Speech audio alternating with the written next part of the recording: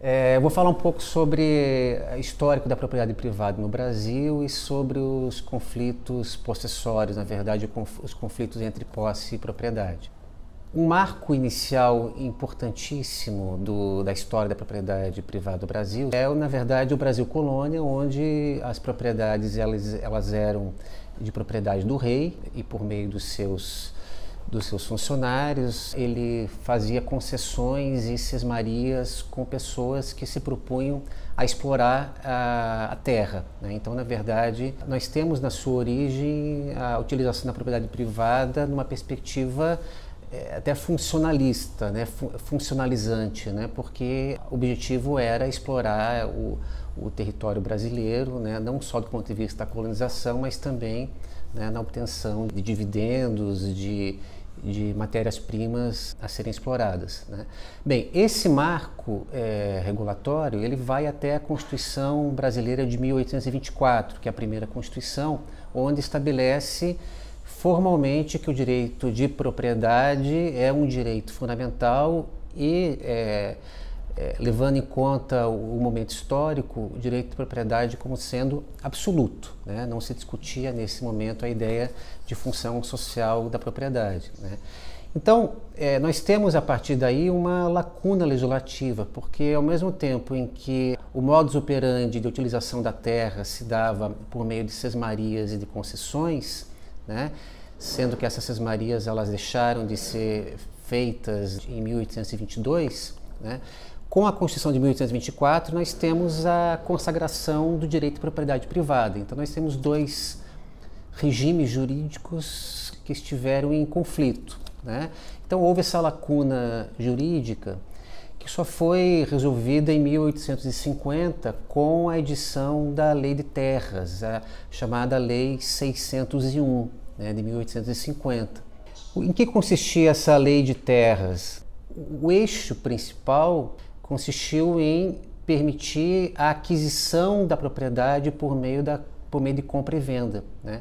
Então, todas as sesmarias, as concessões que tinham sido concedidas anteriormente, elas precisaram ser revalidadas. Posses anteriores, desde que comprovada a utilização econômica, né, a exploração econômica, e desde que comprovada a moradia habitual, também poderiam ser revalidadas de acordo com essa lei, a Lei de Terras, né? Mas o aspecto central é que, a partir desse momento, nós temos um marco regulatório que institui a propriedade privada e, consequentemente, a possibilidade dessa propriedade ela ter uma característica mercantil, né? É uma propriedade que pode ser transacionável, né? E sendo transacionável, ela está inserida no mercado imobiliário de terras. É importante também dizer que precedeu a Lei de Terras um aumento da tecnologia na exploração do café, da cana-de-açúcar, né? Capitais foram investidos nessas culturas, né? Então precisou-se naquele momento de um marco regulatório adequado para esse momento, né? Mas quais são as consequências da Lei de Terras em relação à posse, né? Em relação, inclusive, aos conflitos possessórios que nós vimos, inclusive, nos dias atuais, né? Se a propriedade ela é privada e ela pode ser transacionada, significa dizer que ela é uma mercadoria, né? E sendo mercadoria, né, ela passa, nesse momento, a ter um valor agregado, né? Valor esse que os pobres não tinham condições naquele momento e também de um modo geral no século seguinte, de adquirir a propriedade. Então, essa lei ela se baseou muito na regulação da propriedade, deixando a posse em segundo plano, né? Então, a consequência direta é o fato dos pobres não conseguirem acessar a propriedade, eles não tinham recursos para comprar essa propriedade, né? Tem um dado interessante que foi levantado pelo James Rolston, quando pesquisou as periferias de São Paulo, não só as periferias, mas ele demonstrou que em 1920, 79% dos domicílios eles eram alugados, né? Então isso mostra claramente o quanto era difícil, o quanto foi difícil, né, por parte da população mais pobre adquirir a propriedade. Outra consequência direta da Lei de Terras é o chamado esvaziamento do Instituto da Posse, né? Porque antes da Lei de Terras, embora nós não tivéssemos um marco regulatório expresso regulando a posse, né, as posses elas eram, na verdade, consentidas, né? E com esse novo marco regulatório da Lei de Terras em 1850, né, a posse ela fica em segundo plano, né?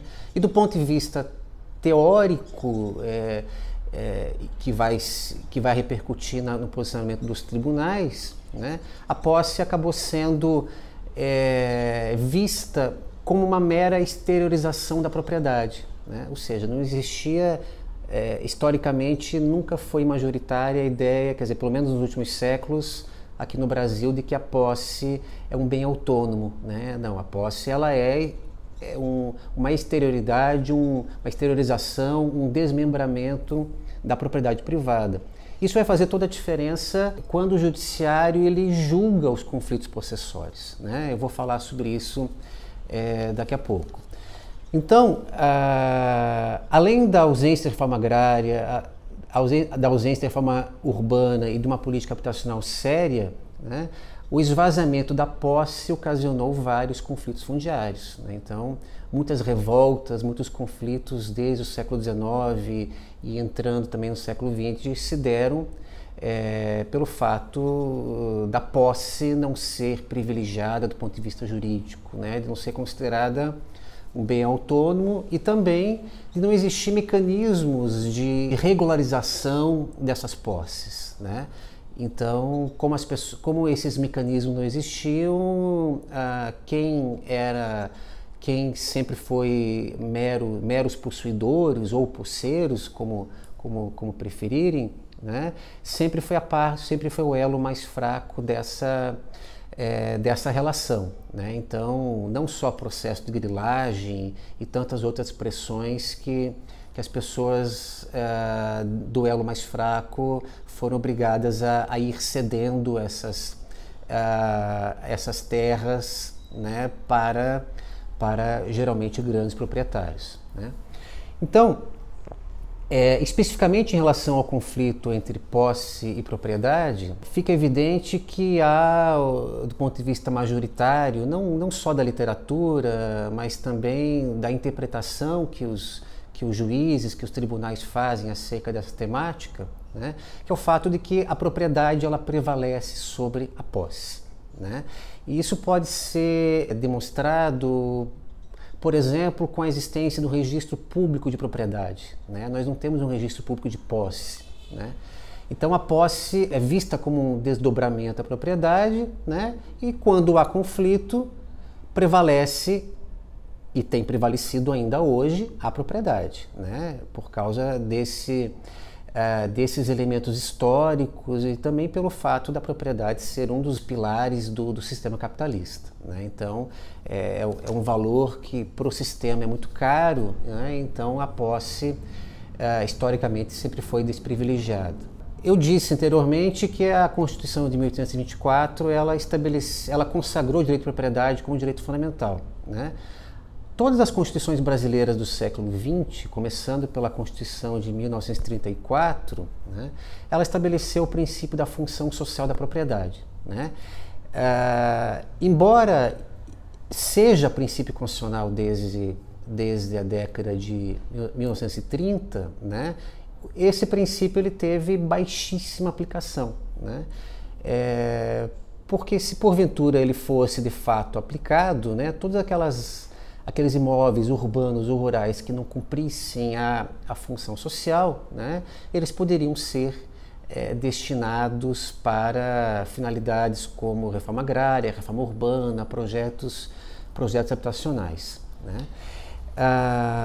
Um outro fator importante da prevalência da propriedade em relação à posse, né, é o fato de que, em geral, na grande maioria das vezes, o judiciário ele decide os conflitos entre posse e propriedade em favor dos proprietários, né? Aí há um recorte de classe que nós não podemos ignorar, né? Os juízes, os desembargadores, historicamente, eles sempre fizeram parte da classe proprietária, né? E isso, sem sombra de dúvida, isso influencia a decisão. E aí nós podemos, é importante que nós vislumbremos em quais situações concretas esse conflito entre posse e propriedade se dá, né? O conflito historicamente conhecido, né, é pela disputa da posse, quando ocorrem as chamadas ocupações coletivas ou ocupações coletivas organizadas ou feitas de modo pouco organizado pelas pessoas que necessitam de moradia e de terra, né? Existem dois requisitos jurídicos que a lei estabelece como indispensáveis para que o possuidor anterior, que teve a sua terra ocupada, possa ter a sua terra de volta, né? O primeiro é a chamada posse anterior, né?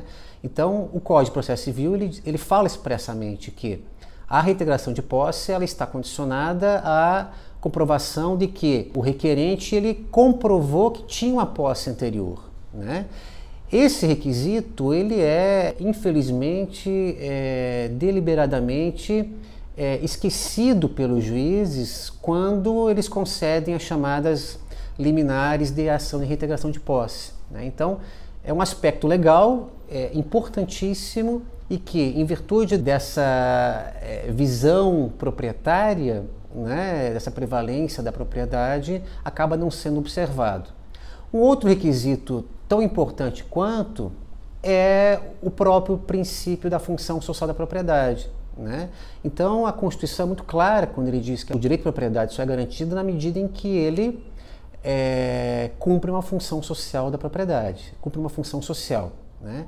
Então, se o juiz ele não exige a comprovação da função social da propriedade existente anteriormente à ocupação, né, isso facilita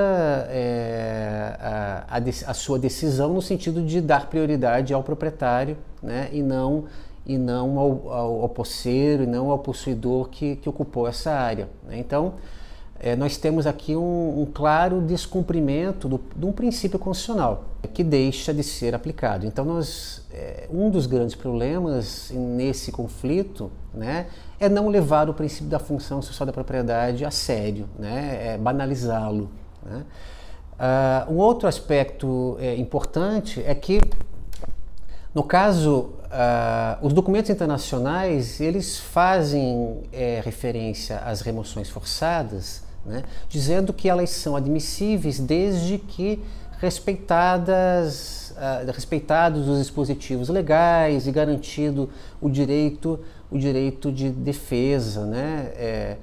Mas aí nós percebemos que existem dispositivos que garantem algumas salvaguardas aos possuidores, né, como é o caso da comprovação da posse anterior e do princípio da função social da propriedade, né, e esses dispositivos eles são desrespeitados, né? Então, nós podemos dizer que as remoções forçadas em sentido amplo, né, como é o caso das reintegrações de posse, né, da maneira como elas são feitas, elas descumprem os documentos internacionais que o Brasil é signatário, né?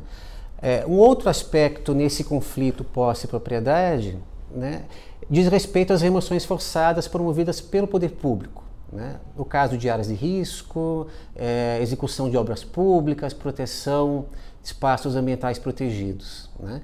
Na medida em que o poder público, ele, de maneira reiterada, ele remove as famílias pobres e indeniza apenas as benfeitorias, ele desconsidera o elemento posse, né? E esse elemento posse, muitas vezes, é um elemento que cumpriria os requisitos para a regularização fundiária, né? Se for área pública, cumprindo os requisitos para concessão de uso especial para fins de moradia. Se for área particular, cumprindo os requisitos para a obtenção da uso capião, né? No caso, sendo proprietários, né? Então, o próprio poder público, ele reiteradamente viola o direito à moradia e viola esses dispositivos legais na medida em que ele não paga uma justa indenização às famílias removidas em decorrência de uma ação do Estado, né? Então, essas pessoas que recebem indenizações muito pequenas, né, indenizações irrisórias, elas, na verdade, realimentam o ciclo da ilegalidade, porque elas são obrigadas a ocupar outros espaços urbanos, né? Bem, e o que fazer, né, desse problema, né, diante dessa interpretação, né? Então, objetivando identificar novas formas jurídicas para reduzir o conflito entre posse e propriedade, né? Algo que é muito básico, mas que não vem sendo cumprido, é levar o princípio da função social da propriedade a sério, né? Isso significa que defensores públicos, advogados populares, movimentos sociais, é importante que eles coloquem essa temática, discutam essa temática e pressionem o Poder Judiciário para que o Poder Judiciário cumpra a Constituição, cumpra as leis do nosso país.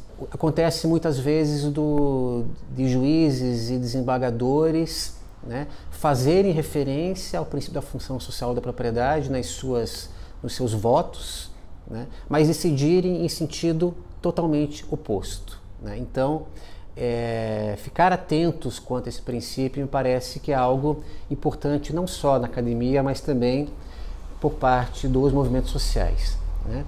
Um outro aspecto que, do ponto de vista jurídico, também é bastante relevante para tentar reduzir os conflitos é fortalecer a ideia de que a posse é um bem autônomo, ou seja, não é um bem que depende da propriedade, né? Não é uma mera exteriorização da propriedade, né? Ele tem um contornos jurídicos próprios que se dão em virtude da forma como as pessoas da relação que as pessoas têm com o bem, né? Com o chão, com a terra, né? Quando elas ocupam uma área, né, elas ocupam como se fossem donas da área, né? Então não tem uma relação com o proprietário, não tem uma relação contratual, né? Então, explicitar a posse como bem autônomo, ela é extremamente importante porque isso valoriza a posse, né, em si, porque explicita que a propriedade, que houve o descumprimento da função social da propriedade, né? Então esse é um aspecto bastante importante, né? E aí eu volto aos exemplos que eu mencionei anteriormente, né? Que são os exemplos relacionados à regularização fundiária, né? Uso capião para áreas privadas, concessão de uso especial para áreas públicas, né? Então você reforça essa dimensão da posse como bem autônomo, né? Então essa dimensão ainda é muito pouco utilizada, tanto pela literatura, mas também pelos tribunais, né? Há uma resistência dos tribunais em assumir esse entendimento, né? Exemplo disso são as indenizações que os moradores de áreas removidas recebem, né? Eles não recebem indenização pela posse, eles recebem indenização apenas pelas benfeitorias, né? Um outro aspecto importante da posse como bem autônomo, né, na verdade, valorizar o valor de uso desses bens, né? Esses exemplos que eu dei de regularização fundiária, que são apenas ilustrativos, né, eles garantem, no caso, é o caso da concessão de uso especial para fins de moradia, a posse pelo resto da vida, podendo ser transmitido a herdeiros, né? Então, O que de fato é importante, né, para a vida das pessoas? É ter um título de propriedade ou ter a garantia, a segurança jurídica da posse para a concretização das suas necessidades, né, individuais e também coletivas. Então, valorar a posse, a moradia como valor de uso me parece bastante importante nesse processo, né? Então, essas são as questões que eu gostaria de trazer. Obrigado.